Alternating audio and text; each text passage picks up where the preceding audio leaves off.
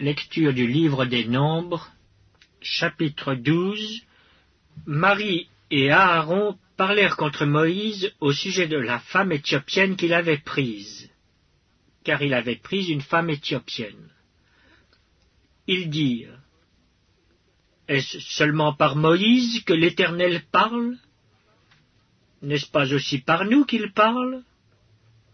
Et l'Éternel l'entendit. Or, Moïse était un homme fort patient, plus qu'aucun homme sur la face de la terre. Soudain l'Éternel dit à Moïse, à Aaron et à Marie: Allez, vous trois, à la tente d'assignation. Et ils y allèrent tous les trois. L'Éternel descendit dans la colonne de nuée, et il se tint à l'entrée de la tente. Il appela Aaron et Marie, qui s'avancèrent tous les deux. Et il dit: Écoutez bien mes paroles. Lorsqu'il y aura parmi vous un prophète, c'est dans une vision que moi, l'Éternel, je me révélerai à lui. C'est dans un songe que je lui parlerai. Il n'en est pas ainsi de mon serviteur Moïse. Il est fidèle dans toute ma maison. Je lui parle bouche à bouche. Je me révèle à lui sans énigme, et il voit une représentation de l'Éternel.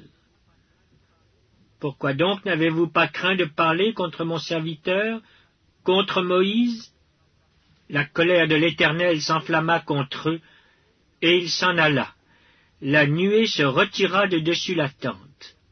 Et voici, Marie était frappée d'une lèpre, blanche comme la neige.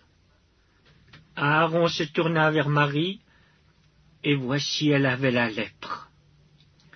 Alors Aaron dit à Moïse: De grâce, mon Seigneur, ne nous fais pas porter la peine du péché que nous avons commis en insensé, et dont nous nous sommes rendus coupables. Oh, qu'elle ne soit pas comme l'enfant mort-né, dont la chair est à moitié consumée quand il sort du sein de sa mère. Moïse cria à l'Éternel en disant: Ô Dieu, je te prie, guéris-la. Et l'Éternel dit à Moïse: Si son père lui avait craché au visage, ne serait-elle pas pendant 7 jours un objet de honte? Qu'elle soit enfermée 7 jours en dehors du camp, après quoi elle y sera reçue. Marie fut enfermée 7 jours en dehors du camp, et le peuple ne partit point jusqu'à ce que Marie y fût rentrée. Après cela, le peuple partit de Hatséroth, et il campa dans le désert de Paran.